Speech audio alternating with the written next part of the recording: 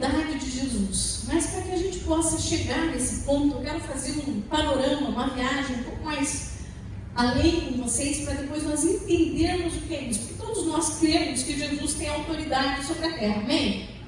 Mas muitas vezes nós não entendemos de onde vem, como começa isso, alguns fundamentos que eu queria trazer para vocês. Eu quero começar aqui com o propósito eterno e o governo do céu na terra. Então, desde o princípio, Deus revelou um propósito eterno ao criar o homem na terra, que é manifestar o governo do céu na terra, por meio de seres humanos feitos à sua imagem e semelhança. Então, criou Deus os céus e depois a terra. E quando Deus, a ideia, o pensamento, Deus precisava criar a terra? Não, Deus não precisava. Deus não era o Senhor dos céus. Você já pensou por que Ele quis criar a terra? Por quê? O que vocês acham? Por que Deus quis criar a terra? Ah, pois é. Se tivesse alguém para buscar. Por que Deus quis criar a terra? Para o homem? Mas por que Deus quis o homem então? Para se relacionar, para ser uma extensão. Deus tinha... É como se existisse um universo invisível, vamos usar essa linguagem, e Deus quis trazer aquilo que era invisível agora de uma forma visível, agora de uma forma que pudesse ser tocada, como se fosse um reflexo, um espelho daquilo que estava nos céus, agora sobre a terra. Então essa era a intenção e o desejo de Deus. E Deus estabeleceu o homem como governante da terra. Eu sei que você já entendeu isso, mas é só para a gente fundamentando aqui.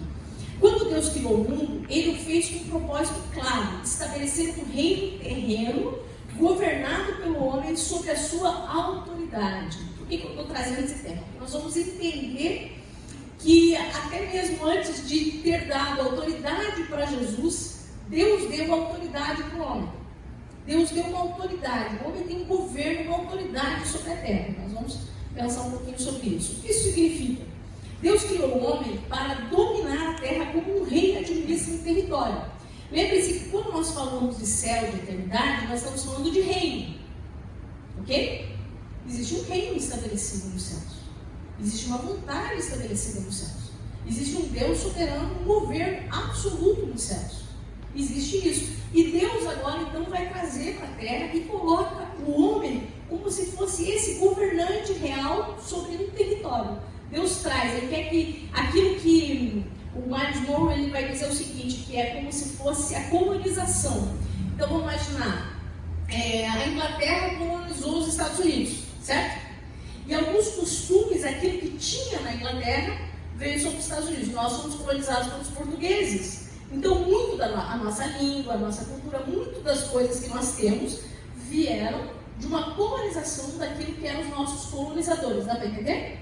Então a terra era para ser colonizada, vamos pensar assim, pelos céus. Então esse é o pensamento de Deus.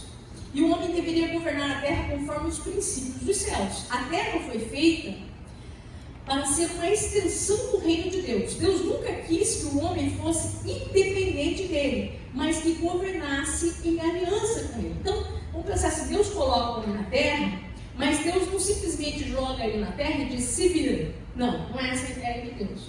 É que o homem, por ser, por nós vamos entender, um ser espiritual do corpo, na imagem e semelhança, esse espírito tinha uma comunicação com o céu, com o eterno. Então, nessa comunicação, Deus comunicava a vontade dele para ser estabelecida na terra, porque Deus já tinha uma ideia, um pensamento. E Deus queria que o homem entendesse qual era a vontade dele e estabelecesse isso na terra. Então, essa é a intenção, através dessa aliança, desse relacionamento de comunhão. O plano de Deus sempre foi que o céu e a terra estivessem em harmonia, com a terra refletindo a cultura, a justiça e a glória dos céus, como eu disse para vocês. Então, o que acontece? Nós até preguei aqui um outro dia sobre a glória de Deus. Quando o homem manifesta aquilo que é a vontade de Deus no céu, quando ele manifesta o caráter de Deus, quando ele traz verdades desse reino, a glória de Deus é vista na terra. Então é como se fosse visível, aquilo que estava invisível, que é a glória de Deus, ela se torna visível quando o homem entra em obediência. Vocês estão me entendendo? Vocês estão comigo? Não vão dormir, tá bom? Vamos lá. Então, desde o Éden, Deus desejava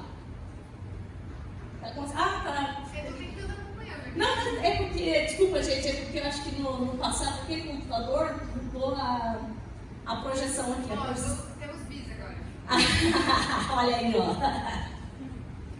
Agora vocês acordam, tá bom?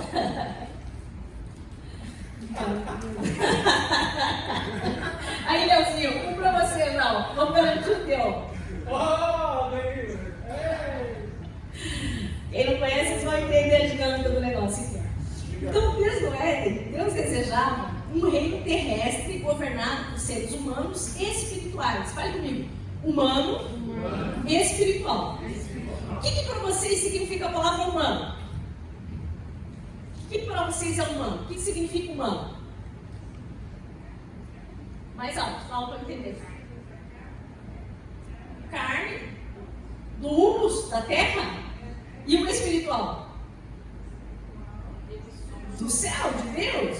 Então, ó, um ser humano espiritual. Então, qual que era a ideia de Deus? Um ser humano com palpável, real, físico, de carne, mas espiritual. Corpo, alma e espírito. Ok? A alma é o laço que entra entre o corpo e o espírito.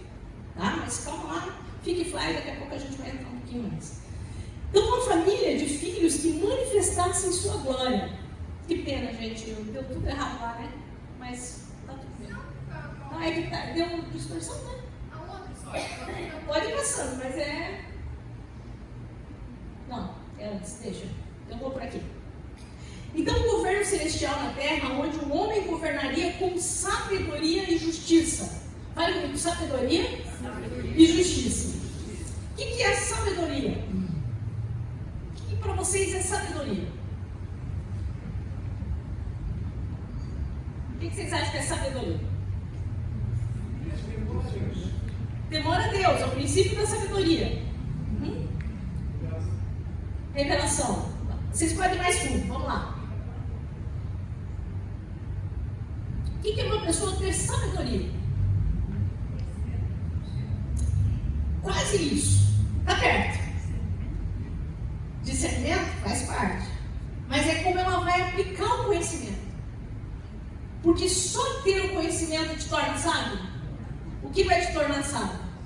A prática. Como você vai entender e aplicar. Então, o que Deus está dizendo aqui? Que Ele queria que os homens entendessem, conhecessem a sua vontade e com sabedoria aplicassem a sua vontade. E o que é justiça? Sabedoria e justiça. O que é justiça?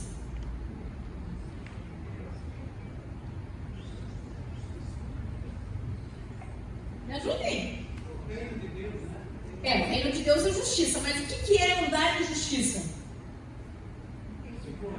Correto. Olha aí, ó. Eu erro. O difícil é a minha pontaria. Andar correto. Estar correto por quê? De acordo com um padrão mais alto, com um padrão mais elevado. Então, a vontade de Deus é que o homem viesse ter esse governo celestial aqui na terra, mas com sabedoria e justiça. Amém? Vamos lá. O propósito de Deus sempre foi que o governo dele no céu fosse refletido na terra por meio do homem. Eu já falei. O homem é criado à imagem e semelhança de Deus. Existe uma lei, a lei de Gênesis. Você sabe qual é a lei de Gênesis? Cada coisa produza segundo a sua espécie. Essa é a lei de Gênesis. Tudo vai produzir segundo sua espécie. Um cachorrinho vai produzir cachorrinho. A vaca, ok? O peixe, ok? Cada um vai produzir segundo a espécie. Deus vai produzir segundo a sua espécie. Deus traz o homem à existência. Deus vai criar o homem. Deus vai formar o homem a partir de quem ele é, da sua essência. É a lei do Gênesis. Façamos o homem a nossa imagem, conforme a nossa semelhança, e domine sobre. Por que ele domina? Por que Deus está falando para ele dominar? Porque Deus é um Deus de domínio. Ok? Aonde Deus domina absolutamente? Nos céus. E agora Deus está dizendo, assim como eu sou, a imagem e semelhança, você vai dominar agora esse território que eu estou entregando para você na terra. Então, o que significa ser feito a imagem e semelhança de Deus? Imagem, eu estou passando rápido, isso não é o nosso tema principal, só para a gente fazer um fundo aqui. Imagem é a representação visível do caráter e a natureza de Deus. Então é aquela projeção. Essa imagem que nós estamos vendo aqui, ó, é uma imagem. Tem algo que está aqui e está lá na imagem. Nós não estamos na mesma pasta, mas tudo bem. No anterior no anterior. Então volta um, quero ver. Isso, essa daí. Fica aí, segura aí um pouquinho. Então, imagem é a representação visível do caráter e natureza de Deus. O que é invisível, então está lá, vai ser projetado agora sobre a terra, que é o caráter e a natureza de Deus. E a semelhança é a capacidade de agir como Deus. Fale comigo, capacidade de agir como Deus. O que vocês acham que isso significa? O que vocês acham que é a capacidade de agir como Deus?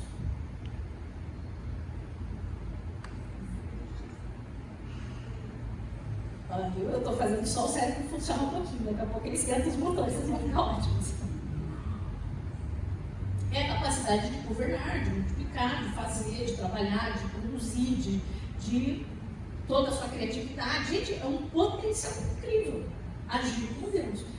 Então isso significa que o homem foi criado para representar Deus na terra, governando-a e manifestando a sua glória. Estou falando sobre isso. O homem não foi criado para ser apenas um habitante da terra, mas um governante e um administrador, igual a Deus, sob a direção de Deus.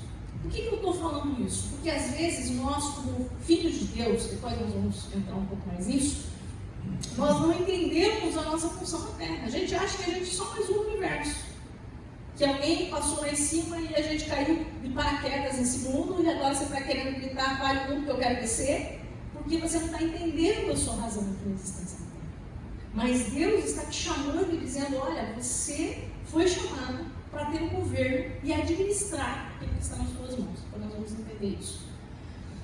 Gênesis 2,7 diz assim, formou o Senhor Deus o homem do pó da terra e soprou nas suas narinas o fôlego da vida, e o homem se tornou alma vivente. Aqui eu quero pensar em dois elementos aqui, que é o pó da terra e o sopro de Deus. O pó da terra representa uma composição física e material. Fale comigo, físico e material. Ok? Deus é físico? Deus é material dessa matéria aqui? Não. Mas Deus fez um homem físico e material. Você vai entender depois por quê. E o que significa o sopro de Deus? O Espírito. Fecha espírito e alma. Quando Deus sopra sobre o homem, Deus dá essa essência de quem Ele é, que é essa natureza espiritual. E essa natureza espiritual é que pode se conectar com Deus. Porque outros seres não vão se conectar e conversar, ter fala, ter raciocínio, inteligência para conversar com Deus. Tudo bem? Então essa combinação torna o homem único entre todas as criaturas. Ele é natural e espiritual. Fale comigo, natural e espiritual. Um ser chamado para governar a terra enquanto vive em comunhão com Deus. Deus deu a terra aos homens com corpo físico. E aqui eu quero que você comece a prestar atenção. No próximo slide. Desde a criação, Deus estabeleceu uma ordem espiritual e legal. O que é uma ordem legal? De lei.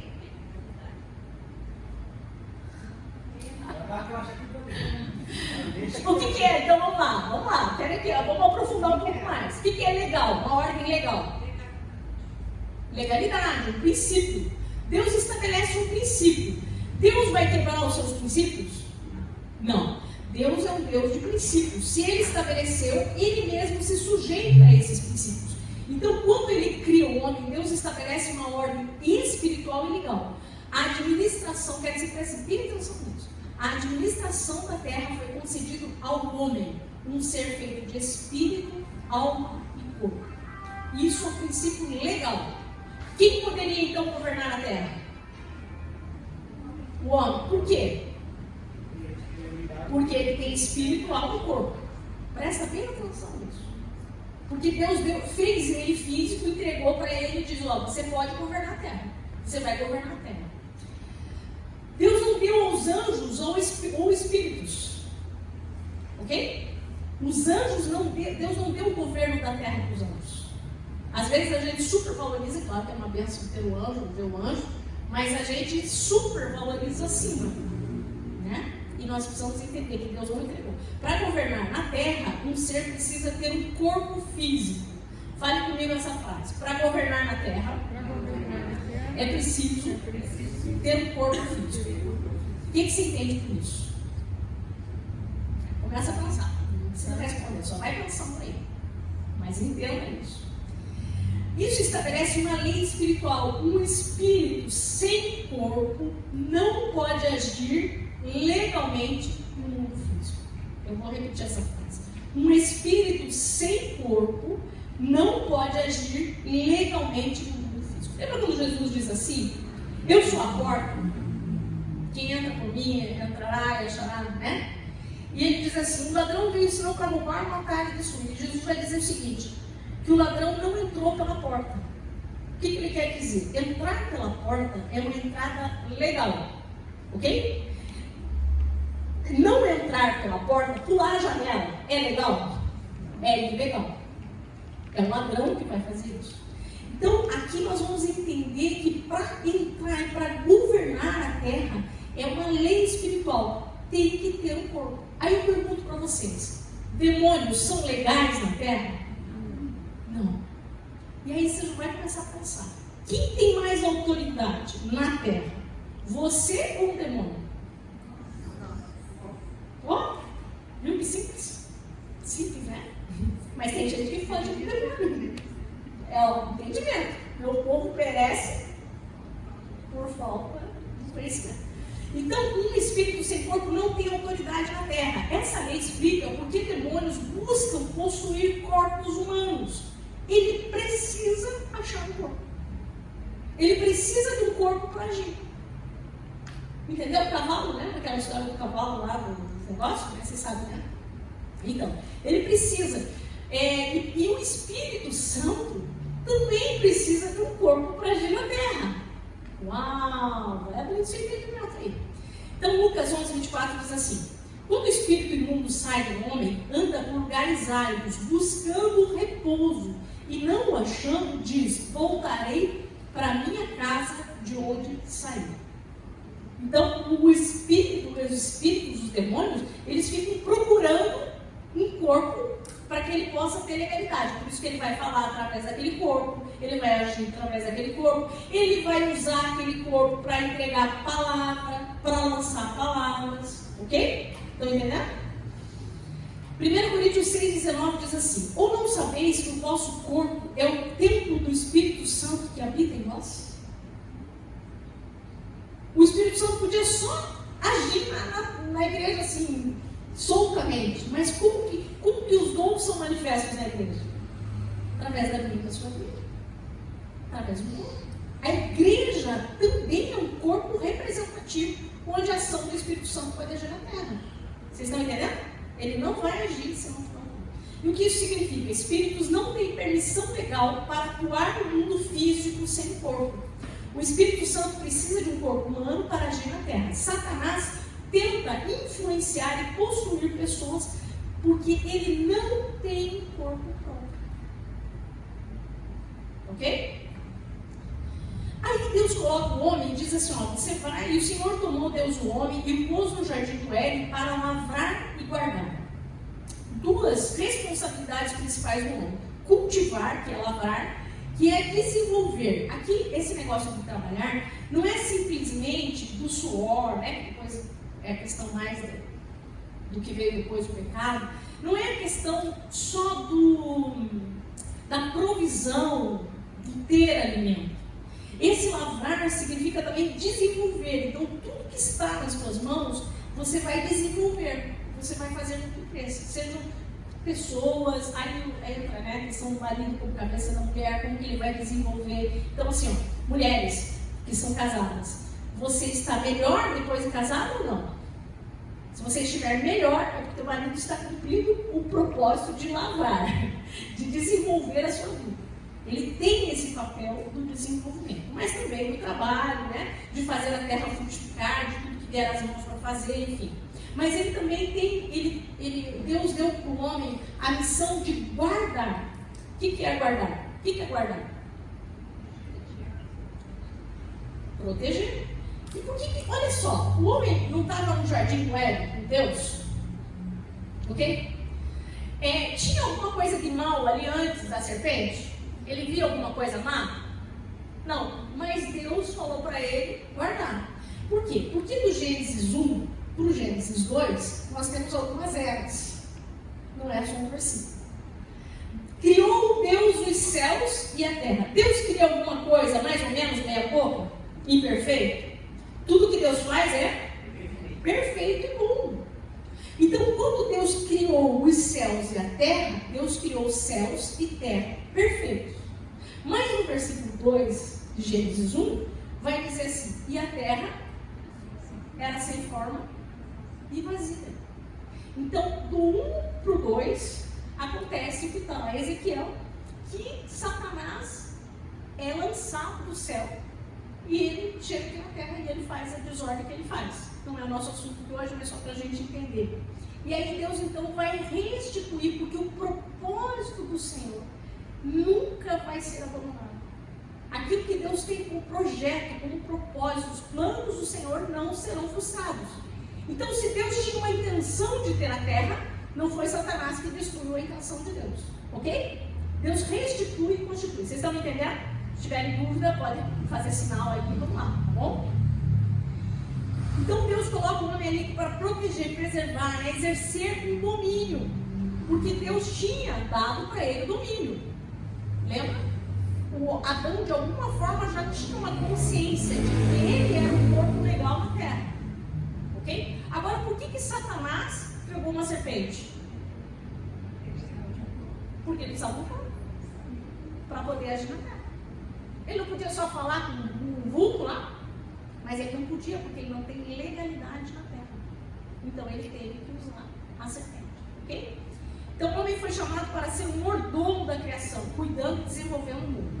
O trabalho não era uma maldição, mas um propósito divino para o homem. Cuidar da terra inclui não apenas o meio ambiente, mas também os princípios espirituais da criação.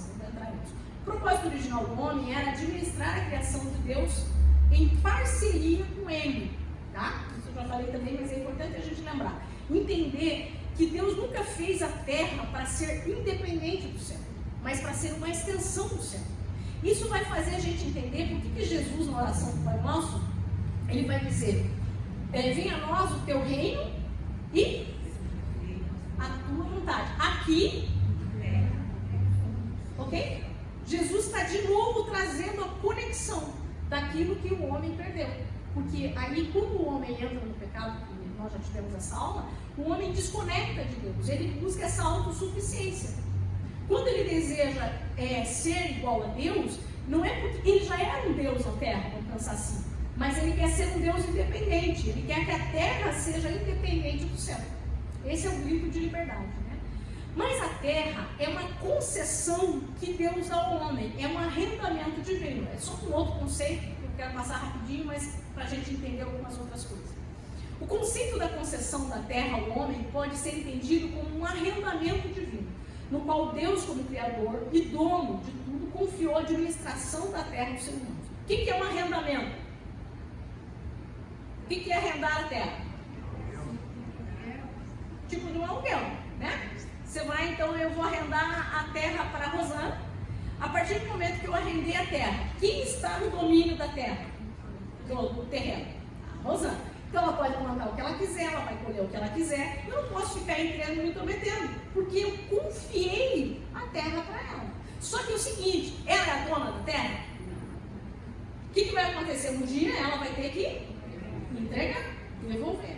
E esse é um princípio muito importante para a gente entender. Então, embora o homem tenha um domínio sobre a terra, um governo sobre a terra, ele tem que entender que a terra é do Senhor, mas Deus confiou. E aí tem a parábola, que eu só quero depois vocês lerem em casa, eu acho importante vocês lerem em casa, de Marcos 12, quando Jesus fala aquela parábola dos lavradores maus, lembra? Que ele fala assim, que ele veio depois bateram nos servos dele, depois ele enviou o filho, tentaram matar o filho, expulsar e tal. Então aqui tem algumas coisas, né? O dono da vinha é Deus, a vinha é terra, né? Os lavradores são os líderes do povo de Israel, os homens que tentaram matar.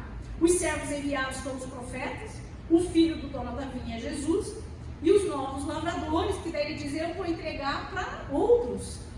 Então é a igreja, mas esse aqui fica para um outro momento. Mas só para a gente pensar no arrendamento, esse texto traz muito dessa ideia do arrendamento. Então Deus é o dono da terra. A primeira verdade a ser estabelecida é que Deus é o proprietário supremo de toda a criação. A terra não pertence ao homem por direito absoluto. Embora Deus colocou o homem para governo, deu poder e autoridade para ele governar sobre a terra, deu uma missão para ele, Deus é o dono absoluto dessa terra. Então o Salmo 24:1 diz assim: do Senhor é a terra e a sua plenitude, o mundo e aqueles que nele habitam. Então, esse temor é um entendimento de que um dia nós vamos prestar contas de tudo, inclusive de como nós agimos com a terra. Ok? Mas isso é um pensamento mais longe. Deuteronômio 10:14 diz assim: eis que o Senhor teu Deus pertence os céus e os céus dos céus, e a terra e tudo que nela há. Deus é o Criador e o dono da terra, mas Ele escolheu da administração dela. Isso faz a gente pensar uma outra coisa. Muitas vezes nós agimos de uma forma passiva, né?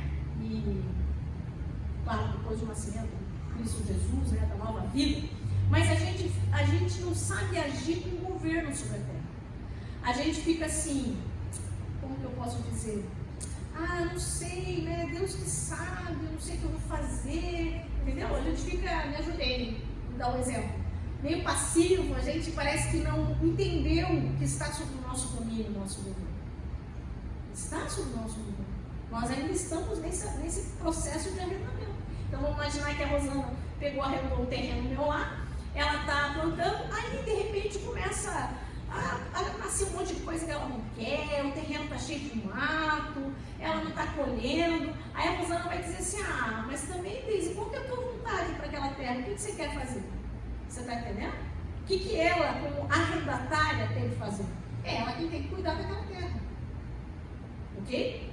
Isso também é um pensamento para a gente ficar aqui. Salmo 8 diz assim: que o homem, para que te lembres dele. Aliás, se alguém pudesse abrir o Salmo 8 para mim, eu queria que lesse ele inteiro. Aqui eu só estou com um pedacinho dele, do 4 ao 6. Eu quero só.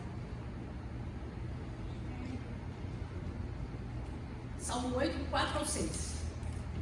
Quem achou pode ler para nós. Lê para nós? Que é o homem que dele te lembres, e o filho do homem que o visites.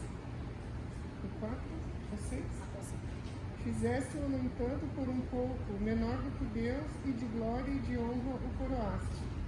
Deste-lhes domínio sobre as obras da tua mão, e sobre seus pés tudo lhe puseste. Tudo lhe puseste debaixo dos seus pés. Mas uma coisa que me chama a atenção nesse salmo é que ele diz: por um pouco fizestes menores que os anjos, né? Na verdade, isso daqui é por um pouco de tempo. Que depois nós vamos entender que isso daqui está ligado ao homem, depois da queda, ele perde, por um tempo, uma autoridade absoluta. Ok? Guarda isso daí que depois a gente vai voltar nisso. Mas quer que você entenda isso. Tudo Deus colocou debaixo dos pés. Deus deu autoridade para o homem. Mas por um pouco de tempo, ele vai perder essa autoridade. Nós vamos voltar aqui. Então o homem recebeu uma autoridade legal para governar a terra, mas sob orientação divina. A terra não pertencia ao homem, mas ele foi chamado para administrá-la. Já entendemos isso. Agora, o que a queda do homem tem a ver com o que ele perdeu do governo da terra? Então a queda do homem, de Adão e Eva, não foi apenas um pecado moral. Nós já tivemos uma aula sobre pecado, não é essa que eu não quero entrar aqui, só para a gente entender dentro dessa linha. Mas uma transferência de governo. Então, a queda do homem, ela também tem uma transferência de governo. Vai deixar ele um pouco abaixo dos anjos. Vai fazer, porque nós somos superiores, mas por um pouco ficamos abaixo. Ok? Vocês estão entendendo isso? Ok. Então, ele tem uma transferência de governo. O homem entregou sua autoridade a Satanás.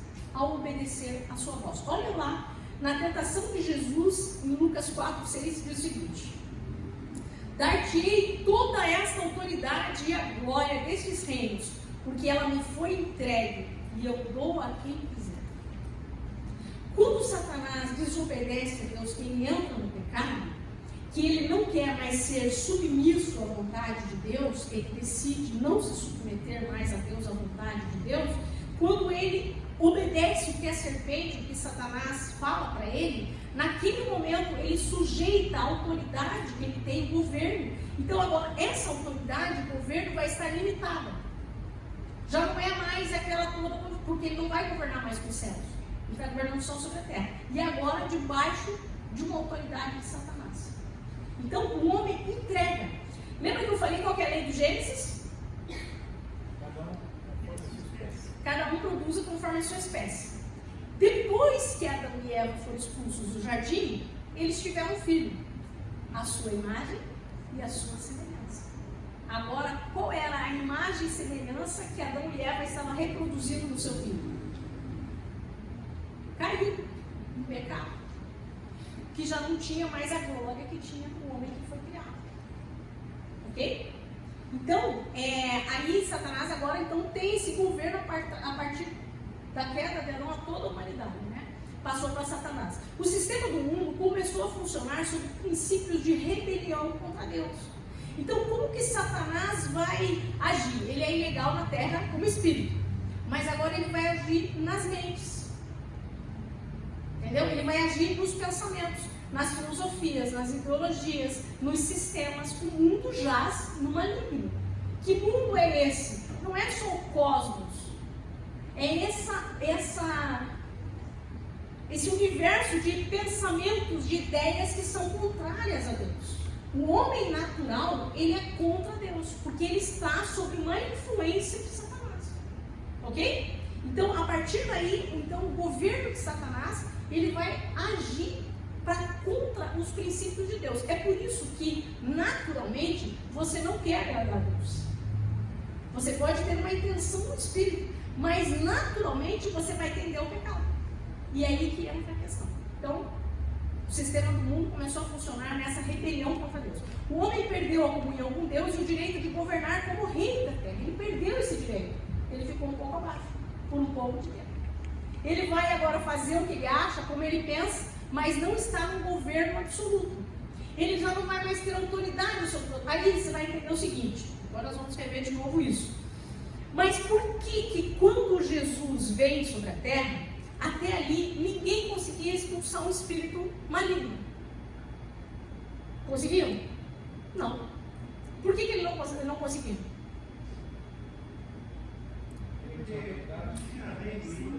Porque eles estavam sob o domínio das trevas e não tinham autoridade. Eles tinham perdido o governo. Eles tinham perdido a autoridade que o Senhor tinha dado para eles. Por isso que eles não podiam enfrentar as doenças. Todas as setas que o diabo lançava, eles não tinham como lutar, porque eles não tinham autoridade, eles estavam sob o domínio de Satanás. Ok? Então ele tinha perdido esse governo. Né? E Satanás se tornou o governante ilegítimo da terra, porque não era a intenção legítima de Deus que Satanás governasse a terra. Mas aí ele se torna, né? Ok. Então o impacto do pecado na missão do homem, olha só, maldita é a terra por tua causa, com dor comerás dela todos os dias da tua vida, ela te produzirá espinhos e carnes e comerás da árvore do campo. Com a queda, o governo do homem foi corrompido. Então essa liderança, esse governo que ele tinha foi corrompido. A terra passou a produzir resistência e dificuldade ao trabalho. O homem perdeu sua conexão direta com Deus, mas não só então. Por que o homem perdeu a sua conexão com Deus? Nós vimos isso sobre o pecado. Por quê? Por que o homem perdeu a conexão com Deus? Porque o espírito morreu. Pecado traz a morte, separação. E o espírito morreu. O espírito morreu. Então lembra que eu falei que era natural e espiritual? Agora ele se torna só um homem natural, que Paulo vai dizer o homem natural. Ok? Então nós temos, só abrindo parênteses aqui, nós temos o homem natural. Quem que é o homem natural? Que não nasceu de novo, não é o carnal. O homem natural é o que não nasceu de novo. É esse homem que naturalmente vai contra Deus e está sob uma autoridade do inimigo. O homem carnal é o que nasceu de novo, mas não cresceu. Ele é menino. Paulo vai dizer em Coríntios que eu queria vos falar como adultos, mas não posso, tenho que falar como meninos, porque vós sois carnais. Carnal é quem nasceu de novo e não desenvolve a sua fé. Pedro vai dizer que nós temos que desenvolver a nossa salvação, nós temos que crescer naquilo que o Senhor nos deu. Desenvolvimento faz parte daquilo que Deus colocou sobre nós, a nossa natureza. Vocês entenderam? Então existe o homem natural, existe o homem carnal, existe o homem espiritual. Quem é o homem espiritual? Que está agindo, que nasceu de novo e que está agindo pelo Espírito, que não é guiado pela carne, mas guiado pelo Espírito. Gálatas vai falar sobre isso. Ok? Então o homem que vive, que nasceu de novo, mas ainda está na prática do pecado, que não rompeu, que não mudou a sua mentalidade, que não venceu, ele é um homem que está na carnalidade, porque ele está praticando coisas que são da sua carne. Porque a carne milita contra o Espírito, e o Espírito contra a carne. Mas isso é uma outra aula. Amém? Só para entender. Então ele é um homem... Ok. Perdeu a conexão porque ele morreu, né? Morreu no Espírito. Então esse Espírito do homem acaba morrendo. E aí esse pecado traz a corrupção. Mas mesmo assim o propósito de Deus vai se estabelecer. Quais são as consequências do pecado de Adão? Então a morte entrou no mundo, né? Tanto a física quanto a espiritual. O primeiro homem morreu espiritualmente. Ele teve que levar 900 anos para aprender a morrer fisicamente, porque Deus não nos criou para a morte, mas para a vida. A vida eterna era o propósito de Deus. Comer do fruto da árvore da vida era o propósito de Deus, não do conhecimento do bem e do mal. Então a vida eterna é esse propósito. Então aí a morte entrou com o pecado. A humanidade herdou essa natureza pecaminosa. Por quê? Porque cada um vai produzir segundo a sua espécie. Se agora se já está morto no pecado, ele vai produzir um morto no pecado. Ok? Não tem mais como ele produzir um espírito vivo. Porque a partir de Adão e Eva, eles consideram, se eles tivessem tido filhos antes, ainda tinha uma solução. Interessante, né? Vocês estão entendendo? Estão acompanhando o raciocínio? Então, a humanidade herdou a natureza, todos os pecados destituídos estão na glória de Deus, né? E Satanás, então, primeiro, a morte entrou, a humanidade herdou a natureza pecaminosa. E terceiro, Satanás ganhou o domínio sobre o sistema do mundo. Então, que Adão passou para ele esse domínio. Romanos 5,12 diz assim: portanto, como por um só homem entrou o pecado no mundo, e pelo pecado a morte, assim também a morte passou a todos os homens. É por isso que todos pecaram. E aqui eu sempre falo disso, mas vamos lá, pode ser que alguém nunca ouviu falar disso. Você não é um pecador porque você comete pecados. Você comete pecados porque nasceu pecador. Então vamos pensar o seguinte: não é a sociedade que corrompe uma criança.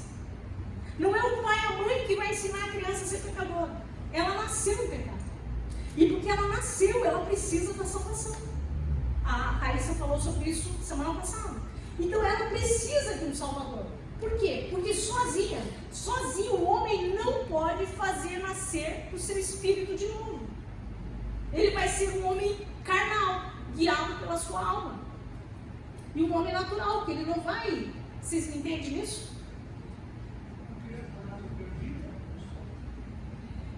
Deus não vai levar em conta o tempo da ignorância ali, né? Da inocência, a fase da inocência. Mas ela nasce. Pela Bíblia, todos pecaram e destituídos estão da glória de Deus. Por que nós precisamos evangelizar crianças?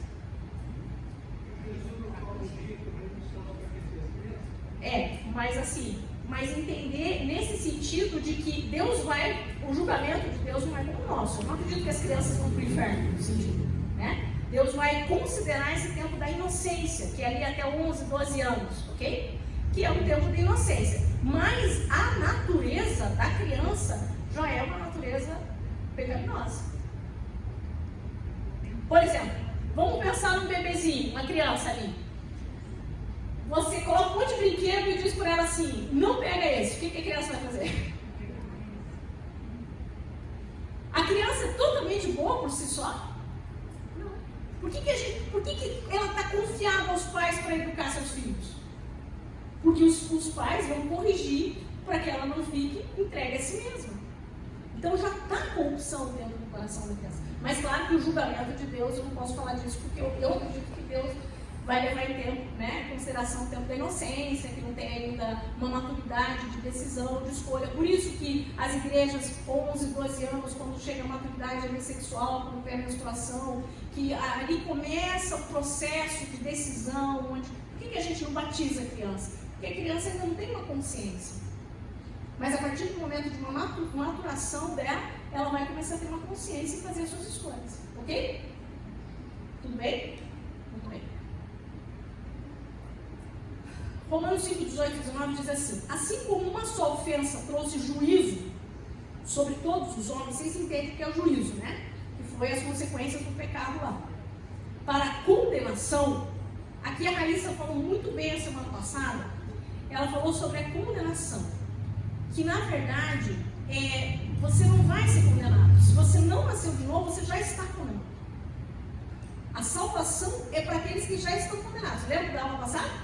Foi muito boa essa parte.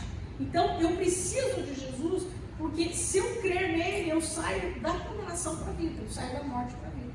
Mas nós já estamos condenados. Então, não é uma condenação que ainda vai vir avaliando os meus pecados. É por causa do meu estado de natureza, que é hamartia e hamartano. Mas, enfim, já foi essas aulas. Então, assim também, um só ato de justiça trouxe salvação e vida para todos. Porque como pela desobediência de um só homem, muitos foram feitos pecadores, assim pela obediência de um, muitos serão feitos justos. E aqui agora a gente vai começar a entrar numa outra fase. Esses serem feitos justos é estar numa posição correta, legal. Ok? É estar legal diante de Deus. Então vamos pensar o seguinte: o homem sem nascer de novo, ele está numa posição legal diante de Deus?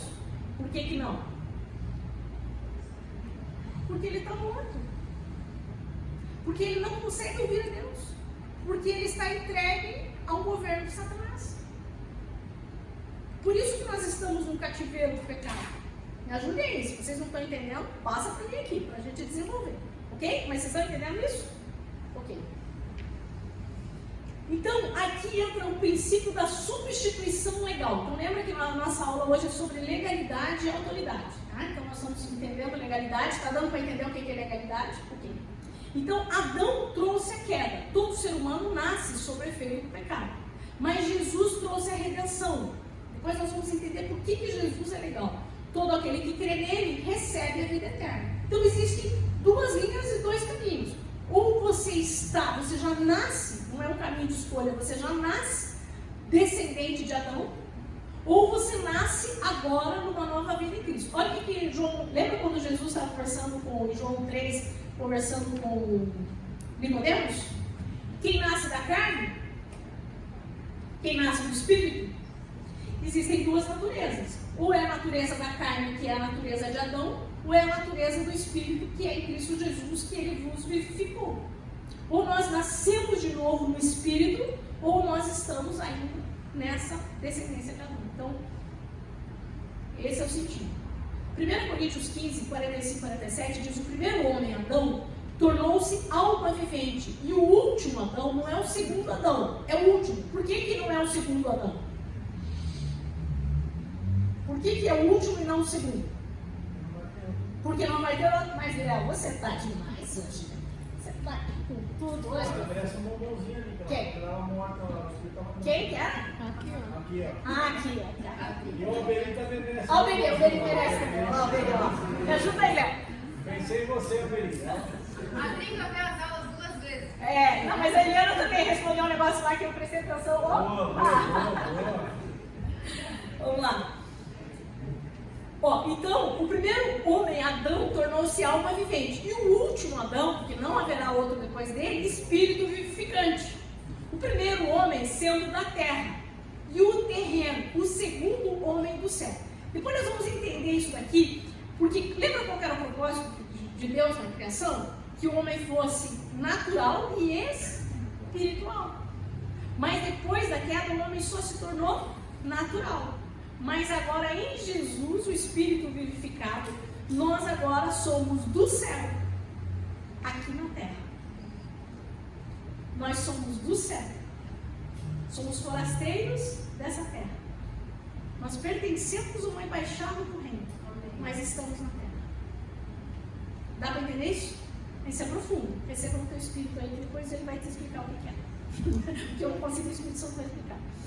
A necessidade de Jesus nascer na terra para cumprir a redenção está ligado a princípios espirituais e legais estabelecidos por Deus desde a criação. Deus deu ao homem autoridade sobre a terra, mas o pecado trouxe a perda dessa autoridade. Para restaurá-lo, Jesus precisava vir como homem e cumprir as exigências divinas para a redenção. Olha lá, agora nós estamos chegando ao nosso assunto. Olha só. Deus é o quê? Deus é espírito, ok?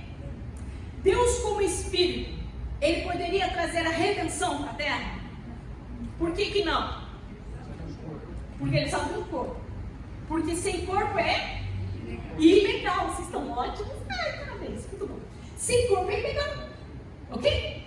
Então, ele tinha que ser um homem. Mas como que um homem poderia ser o sacrifício perfeito sem pecado pela humanidade? Por que não poderia? Por que era difícil um homem? Vocês estão nossa, descendentes de Adão. Tem mais uma aqui. Não, você vai levar minha caixa. Nem vai te dar mais uma. Você tá, ó, estrelinhas pra você, ó. Repete o que você falou.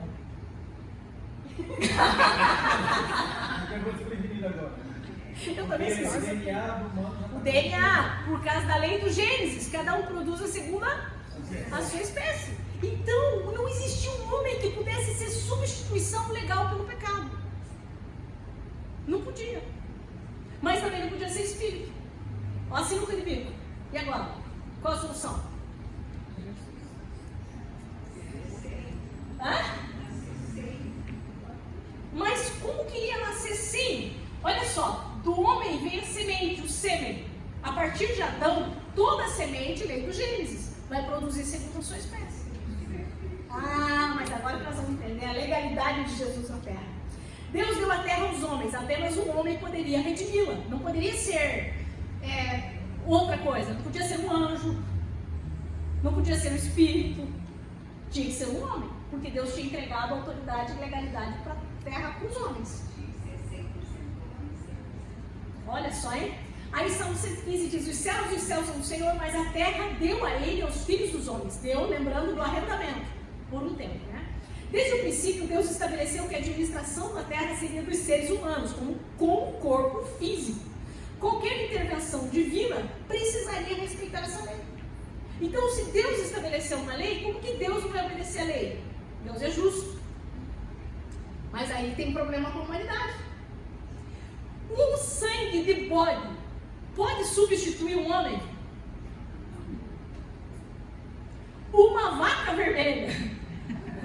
Só quem está acompanhando a vaca vermelha. A vaca vermelha pode substituir? Não pode. Somente um homem poderia restaurar aquilo que o homem perdeu. Um homem por um homem.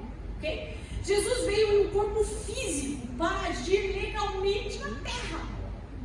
Para redimir a humanidade, Jesus precisava vir como um homem. Se ele viesse apenas como Deus, sem um corpo físico, ele não teria legalidade para cumprir sua missão. Ok? Então, João 1,14 vai dizer: e o verbo e habitou entre nós. O que é o verbo? A palavra. Pelo que entrando no mundo diz: sacrifício e oferta não quiseste, mas um corpo me preparaste. Então não existia outro sacrifício que pudesse remir a humanidade, porque nós estamos falando de humanidade.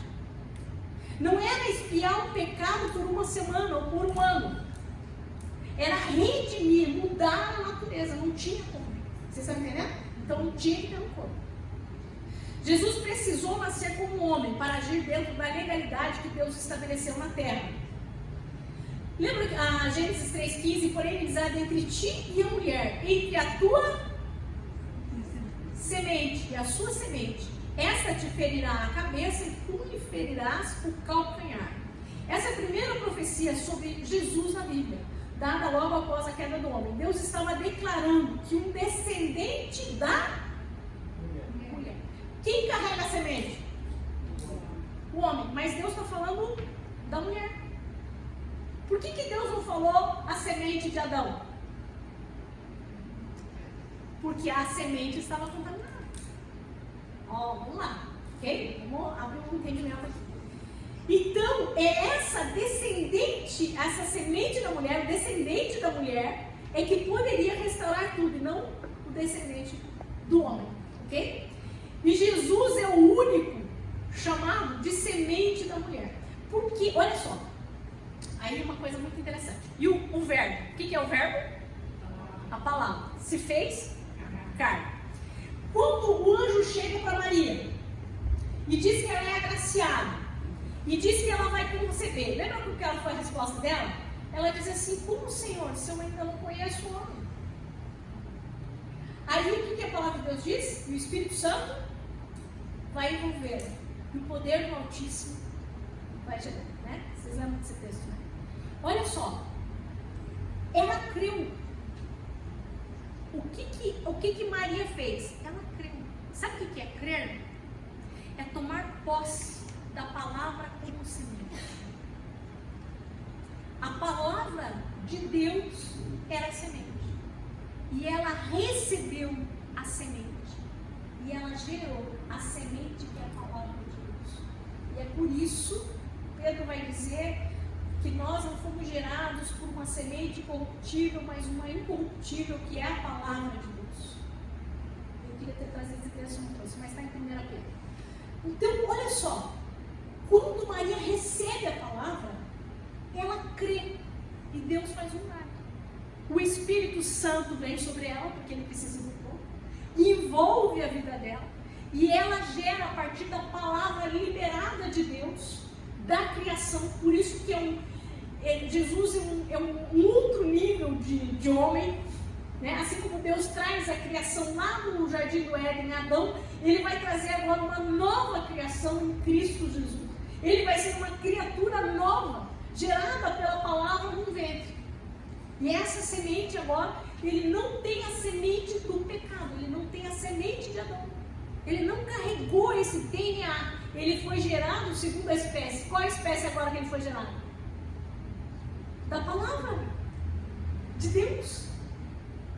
Vocês estão entendendo? O Espírito de vocês está recebendo essa verdade poderosa, maravilhosa? Jesus foi gerado por essa palavra. Jesus agora vem em vida agora. Só que ele é carne, porque ele teve agora um DNA. Inclusive, tem uns estudos aí que foram achados, não sei o que, de Jesus, eu não sei se é história, né? E que só tem 23 cromossomos. Não tem 46, um desses santos dados, essas coisas que foram analisadas aí.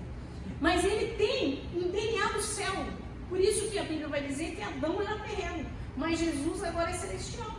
Ele é do céu. Por quê? Porque ele foi gerado pela palavra de Deus, mas ele veio em carne. Ele é homem, 100% homem. Ele é Deus e 100% homem. E aqui, quando a gente falar, essa aqui não está aqui, mas eu só quero fazer mais uma observação, é que ele se despiu da sua glória, da sua divindade. Embora ele fosse Deus, ele não usurpou que ser igual a Deus era algo que ele deveria pegar-se, mas esvaziando de si mesmo, Filipenses 2. Olha só, ele toma a forma de servo. O que acontece? Jesus é 100% Deus, mas ele se despiu, ele deixa a sua divindade ao nascer sobre a terra. E ele nasce agora como homem na terra. Aí você vai falar, mas como que Jesus fez as obras que ele fez? E a gente vai entender isso, segura aí, daqui a pouco nós vamos ter essa resposta. Por que ele fez o que ele fez? Por que ele andou sobre o mar? Por que ele curou enfermos? Por que ele expulsou demônios? Se ele estava como homem? Uma outra espécie de homem. E ele não estava em espírito, ele estava em carne. Mas aí, vamos segurar, daqui a pouco vocês vão entender. Então, na tradição bíblica, a descendência é sempre contada pelo homem. Por exemplo, a semente de Abraão, filho de Davi, né? Vocês entendem isso, né? A semente da mulher era algo único e sobrenatural, foi único, nunca mais aconteceu. Isso indica um nascimento especial e miraculoso. Jesus nasceu sem a participação do homem, pois Maria concebeu pelo Espírito Santo. Isaías 7,14 já profetizava isso. Eis que a virgem conceberá e dará à luz um filho, e chamará o seu nome Emanuel. Né? Virgem, claro, não conheceu o homem. Ora, o nascimento de Jesus foi assim: estando Maria, sua mãe, desposada com José, antes de se ajuntar, achou-se ter concebido pelo Espírito Santo. Mateus 11, 1-18. Jesus não veio da semente de Adão, mas nasceu de uma virgem sem pecado. Por que ela nasceu de Maria sem pecado? Por que Jesus nasceu de Maria sem pecado? Porque não tinha semente. Porque ela não estava com a semente do homem. É a semente que passa. Cada um produz a segundo a sua espécie. Ok? Então, só pra gente. Tá? Bispo. Só não posso acertar na cabeça dele lá. Vai lá. O medo de acertar pra mim. Ok. Seu nascimento foi sobrenatural, cumprindo a profecia da semente da mulher. Ele não herdou a natureza pecaminosa porque não veio da linhagem natural de Adão. Jesus nasceu sem pecado para ser o Redentor perfeito, capaz de derrotar Satanás. Ele tinha que ser perfeito. Lá no Antigo Testamento a gente vai ver as ofertas para o pecado, que tinha que ser perfeito. Não podia ter nada de errado. E aí Jesus consegue. Então, Jesus ele não nasce sobre... Por que Jesus consegue vencer o pecado? Porque ele não nasceu sob o domínio do pecado e nem sob o domínio de Satanás. Entendeu? Ele está livre disso. Ele é uma espécie diferente. É um outro tipo de geração. Amém? Ok. Como que Jesus então esmagou a cabeça de serpente? Pelo seu nascimento sobrenatural, né? Como que ele conseguiu vencer o pecado? Porque ele nasceu sem pecado. E ele podia dizer não ao pecado. A Raíssa entrou sobre o livre-arbítrio e livre agência. Né? Vocês sabem qual é a diferença de livre-arbítrio e livre-agência? Livre-arbítrio é você poder escolher não pecar, você ser livre para não escolher o pecado. Ok? Vamos pensar assim: eu escolho nunca ser pecador. É possível a gente escolher não ser pecador? Não dá. Porque a gente já nasceu com isso. Então, quem que podia escolher não ser pecador? Adão e Jesus. Ok? Agora, a livre agência, eu vou ter um domínio sobre o pecado e eu vou dizer não ao pecado. Aí a gente vai entender que Cristo nos liberta dessa opressão do pecado. Hoje, em Cristo, nós podemos dizer não ao pecado. Mas não é uma escolha de dizer não sou pecador, no sentido de não nasci com pecado. Vocês conseguiram entender? Tá, beleza. Então, pelo seu nascimento, ele nasceu sem pecado. Pela sua obediência perfeita, porque ele é Adão e Jesus. Então agora Jesus está na mesma condição de Adão. O que Adão fez? Desobedeceu. Ele escolheu, no seu livre-arbítrio, ele escolheu o pecado. Jesus agora, ele tem uma obediência perfeita. Lembre-se que Jesus foi em tudo tentado, como Adão, mas ele escolhe não pecar. Ok? Pela sua morte da cruz, ele pagou o preço do pecado, que é a substituição, que não é o nosso tema hoje, a gente vai ter sobre a cruz, maravilhoso, mas não é hoje. Pela sua ressurreição. A ressurreição de Jesus mostrou que ele triunfou sobre Satanás. Porque ele foi até o inferno e pegou as chaves do inferno e da morte. Ele toma o poder e a autoridade que tinha sido entregue a Satanás e Jesus toma isso. O que isso significa na prática para a nossa vida? Que Satanás não tem mais domínio sobre nós? Nós não estamos mais sob o domínio de Satanás, porque Jesus tomou. É por isso que nós podemos vencer o pecado. Ok? Sem desculpas, podemos vencer. E pela autoridade dada à igreja, que também é um outro tema que valia muito a pena, mas não vai dar tempo hoje. Então a cruz foi a arma que esmagou a cabeça da serpente, derrotando Satanás de uma vez por todas. Então o sacrifício precisava ser humano e perfeito. No Antigo Testamento, o sacrifício de animais cobria temporariamente os pecados, mas não podiam removê-los. Aqui uma teologia importantíssima a gente entender. Apenas um sacrifício perfeito e humano poderia satisfazer a justiça de Deus. Olha só. Quando estava um sacerdote e eu trazia uma oferta pelo pecado, o sacerdote impunha as mãos sobre aquele animal, transferia a culpa do pecado para aquele animal era sacrificado. Os meus pecados eram perdoados, mas não eram removidos. Qual é a diferença de ser perdoado e removido? Consequências, mas o que mais? Ele estava ali dentro de mim. E por que o pecado ainda estava em mim? Porque eu não tinha um domínio do Espírito sobre a minha vida. Eu ainda estava na alma e na carne, no corpo. Então não mudava a minha natureza. Era uma coisa que eu continuava, eu saía dali e eu cometia os mesmos pecados. Ok? Agora, quando nós entendemos o sacrifício de Jesus, ele removeu a culpa, o pecado.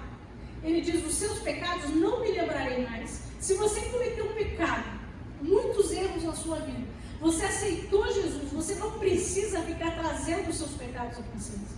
Eles foram removidos. Dos seus pecados, não me lembrarei mais. E ele vai lançar os nossos pecados aonde? Onde ele lançou os nossos pecados? No mar do esquecimento. Eu achava que isso era só uma frase, um dia eu li na Bíblia, não é que está lá mesmo? Ele lançou no mar do esquecimento. Ele não traz de volta. Entendeu? Então nós fomos removidos. Só que além de remover esse pecado da nossa vida, se remover o pecado, não tem que remover as consequências e a condenação? Nenhuma condenação há para quem está em Cristo Jesus. Glória a Deus. Nós precisamos tomar posse da nova vida. Essa condenação fica para trás e agora a gente tem uma nova vida. Amém, queridos? Isso é uma verdade do reino, verdade poderosa. E agora a minha natureza foi transformada. Então eu posso agora não pecar mais. Amém? Vamos lá. Olha só, Hebreus 10, 4 e 5 diz: porque é impossível que o sangue de touros e de bodes tire os pecados? Pelo que, entrando no mundo, diz, sacrifício e oferta não quisestes, mas um corpo preparado. Já lemos isso. Jesus veio como homem para oferecer o único sacrifício perfeito e eterno. Não é que tem que ficar repetindo. Foi o único. Jesus não precisa ficar morrendo toda vez que você comete um pecado. Ele fez definitivamente. A Raíssa, eu acho que chegou a comentar isso, que é os pecados passados e os futuros. Falou sobre isso, né, Raíssa? Ele já nos perdoou. É um dos dois falaram sobre isso. Ele já nos perdoou. Significa que eu vou viver no pecado? Por que eu não vou viver no pecado? Porque eu não estou mais debaixo do domínio do pecado. Porque agora eu tenho um espírito vivificado. Porque agora eu sou guiado pelo Espírito de Deus. Porque agora eu tenho uma nova vida. E eu não compactuo mais isso. Porque agora eu tenho uma nova cidadania. Eu sou do céu. A vida eterna já está em mim. Eu não posso viver na prática do pecado. Se você ainda está vivendo uma prática e não consegue vencer o pecado, pergunte a si mesmo se você nasceu de novo. Amém? Pastora, é legal falar sobre essa questão do pecado. Quando Jesus se encontrou com aqueles fariseus, que ele falou: quem não estiver em pecado, atira a primeira pedra. Porque esse pecado de Adão, não o pecado do dia a dia. Quem tiver o pecado de Adão, quem não estiver debaixo do pecado de Adão, então atira a primeira pedra. Por isso que é esse pecado original, que é essa morte espiritual. Agora, é lógico, lembra quando Jesus, deixa eu lembrar, antes da ceia, que ele vai lavar os pés dos discípulos? E que daí Pedro diz assim: não quero que você nada. Daí Jesus diz: não, eu preciso que você faça isso para continuar e tal. Aí Pedro diz: não, eu quero, então lava inteiro. Aí ele diz: não, você não precisa lavar inteiro. Porque eu só estou fazendo um resumo, né? Porque não é a aula hoje. Mas assim, o que acontece? Nós somos purificados, mas na caminhada nós nos sujamos. Nós cometemos erros, nós fazemos ainda coisas, mas nós não precisamos purificar tudo. Nós vamos nos lavando, Jesus vai lavando os nossos pés e nos purificando na caminhada. Porque a vereda do justo é como a luz da aurora, que vai brilhando mais até ser dia perfeito. Essa santificação que é o processo, nós nos tornamos santos porque fomos lavados em Cristo Jesus e não temos mais o pecado original. Mas nós vamos nos tornando justos, santificados na caminhada. A santificação nesse processo é quando o Senhor vai, e Ele vai nos lavando pelo lavar regenerador da sua palavra. Quanto mais nós conhecemos a palavra, mais nós vamos nos purificando de todo pecado. Amém? Vamos lá, tem que acabar. Jesus precisava vencer o diabo legalmente. Quando Adão pecou, ele cedeu a sua autoridade ao diabo. Nós entendemos isso. Por isso Satanás é chamado do príncipe deste mundo. Para recuperar essa autoridade, Jesus não poderia usar seu poder divino. Ele precisava vencer como homem. É por isso que ele se despiu, que eu já coloquei aqui que ele se despiu. Tinha que ser como homem, porque foi um homem que entregou. Então o homem tinha que vencer. Hebreus 2,14 diz: visto que os filhos têm participação comum de carne e sangue, destes também ele igualmente participou, para que por sua morte destruísse aquele que tem o poder da morte, a saber, o diabo. Que é quando eu disse para vocês que Jesus venceu Satanás. Ele tomou esse poder das chaves da morte de Satanás. Então Satanás não pode ficar determinando. Por isso que quando nós pregamos, as pessoas podem ser salvas. Ele não vai mais determinar a morte sobre as pessoas. Dá para entender? Amém. Jesus derrotou Satanás dentro das mesmas condições de humanidade, sem recorrer aos privilégios de sua divindade. Eu expliquei isso. Se Jesus não tivesse nascido como homem, sua vitória não teria sido legítima. Jesus precisava morrer como substituto da humanidade. Mas ele foi ferido pelas nossas transgressões e moído pelas nossas iniquidades. O castigo que nos traz a paz estava sobre ele, pelas suas pisaduras fomos sarados. Para que alguém pudesse substituir a humanidade, ele deveria ser humano. Jesus tomou sobre si os pecados da humanidade e morreu no lugar dos pecadores. Para pagar pelos pecadores dos homens, ele precisava ser homem. Só para reforçar bem. Jesus precisava ressuscitar em um corpo glorificado. O corpo, pense que o corpo é importante. A ressurreição de Jesus não foi apenas um ato espiritual, foi também física. Né? Jesus não só ressuscitou no espírito. Fisicamente, os homens viram. Ele ressuscitou em um corpo glorificado, com as primícias daqueles que também ressuscitarão. Então, o corpo de Jesus foi o primeiro corpo glorificado a chegar no céu. Um corpo terreno no céu. Antes, era um espírito do céu na terra. Agora, é um corpo da terra no céu. Legal, né? Então, 1 Coríntios 15, 20 e 21. Mas, de fato, Cristo ressuscitou dentre os mortos, sendo ele as primícias. O que é primícias? Os primeiros, os que dormem. Porque nós não morremos, filhos. Deixa eu te falar uma coisa, você não vai morrer. Você vai dormir. Nenhum momento o Senhor usa. Lembra quando Lázaro estava morto lá? E eles disseram, já cheira mal. Aí Jesus diz assim, não, ele não está morto, ele está dormindo. Lembra da menina? Jesus nunca usa morto. Porque ele diz, não, ele tem o poder da ressurreição e da vida. Nós vamos dormir e depois levantar. Pois assim como por um homem veio a morte, também por um homem veio a ressurreição. A ressurreição de Jesus garante nossa futura ressurreição e morte. Jesus não poderia vir apenas como Deus, nem como anjo, mas como verdadeiro homem, nascido de mulher, para cumprir toda a justiça de Deus. Então, um resumo. Deus deu autoridade à humanidade sobre a terra. Né? Já entendemos isso. O pecado veio por um homem. Era necessário um homem sem pecado para redimir. O sacrifício precisava ser humano e perfeito. Jesus cumpriu esse papel. Jesus venceu o diabo legalmente, restaurando a autoridade que Adão perdeu. Porque ele não cai na tentação, ele vence o pecado, não entra no pecado, não entra na desobediência, ele entra na obediência. Então, ele recebe essa autoridade legalmente. Jesus morreu como substituto da humanidade, levando sobre si o pecado do mundo.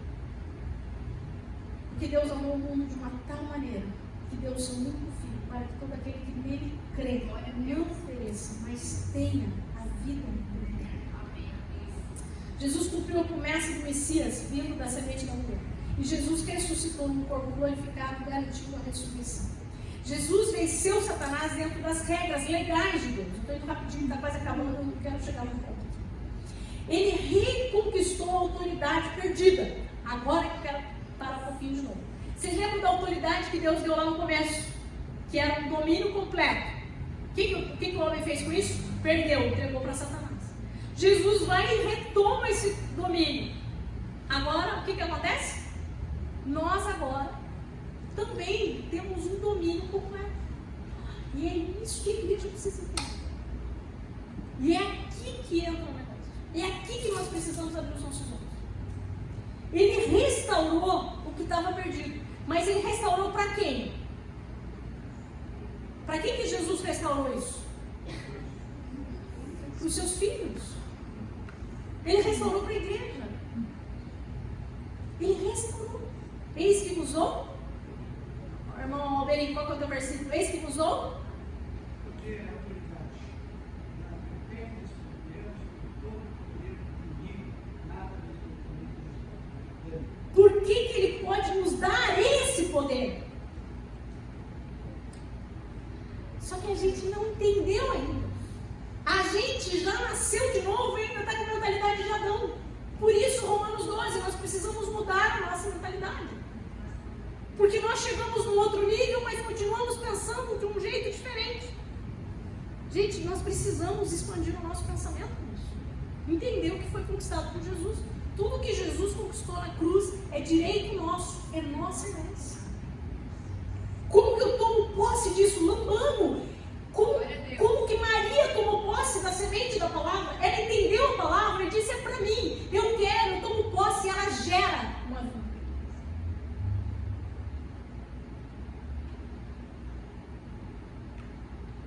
Ele delegou essa autoridade para a igreja, para manifestar o reino. Lembra que eu disse que nenhum dos propósitos do Senhor se frustrou? Se ele começou com isso, nós vamos encerrar esse ciclo com isso.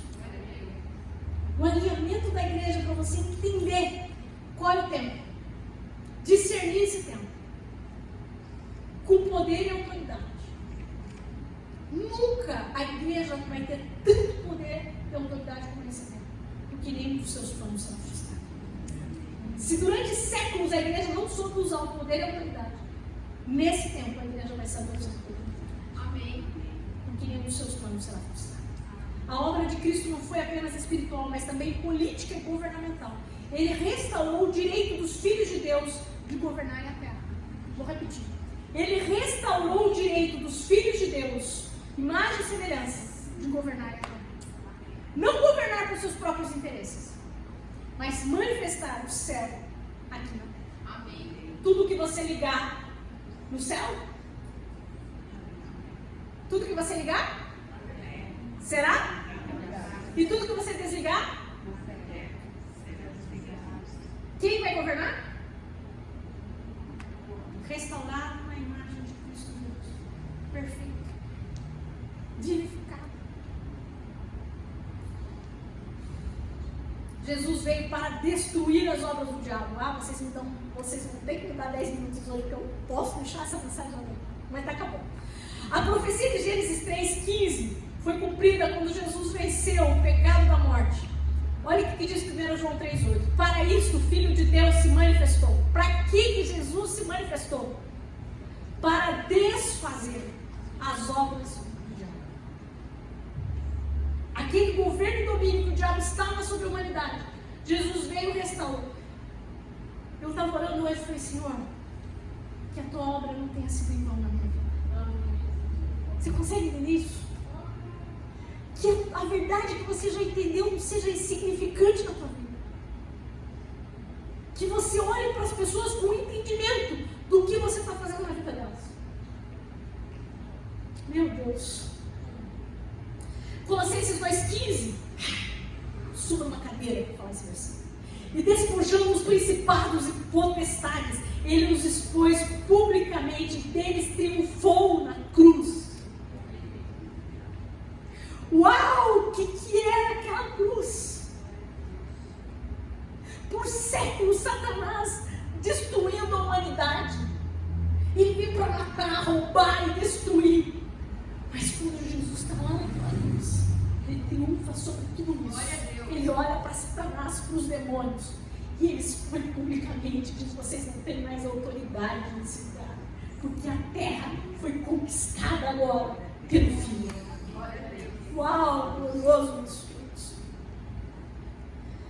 Jesus Cristo possui toda a autoridade no céu e na terra.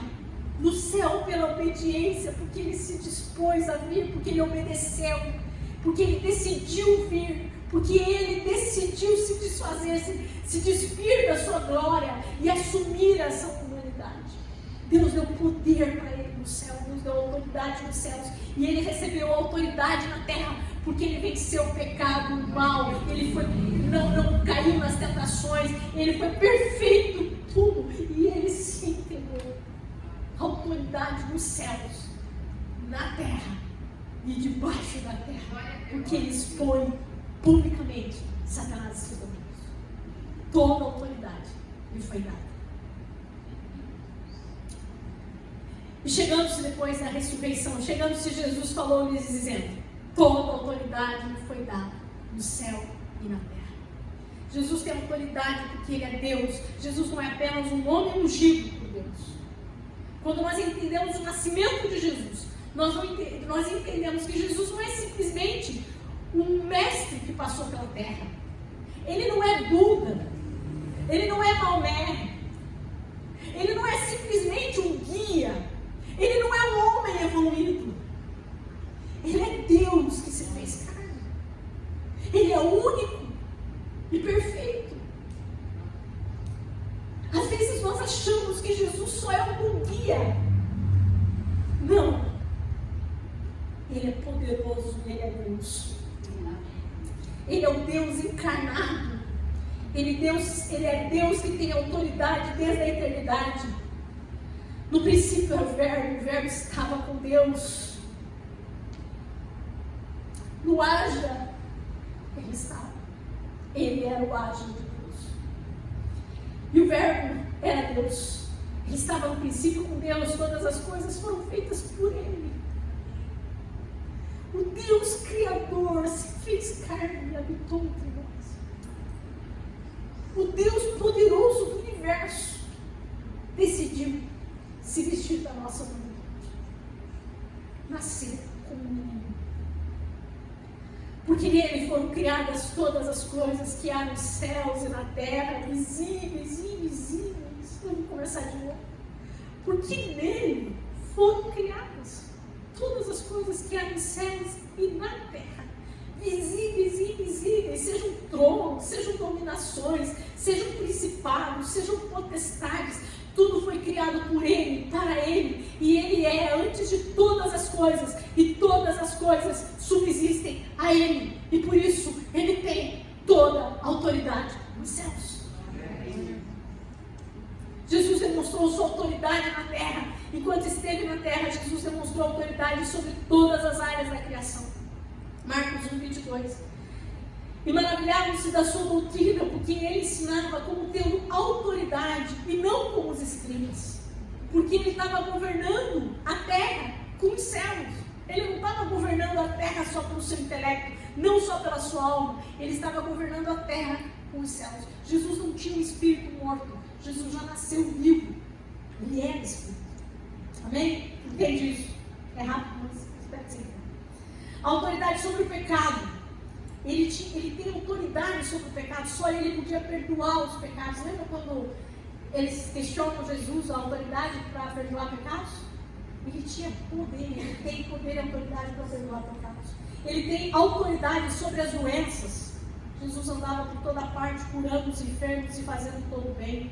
Ele tem autoridade sobre a natureza. Calmou a tempestade, secou a figueira, andou sobre as águas. Gente, vai prestando atenção.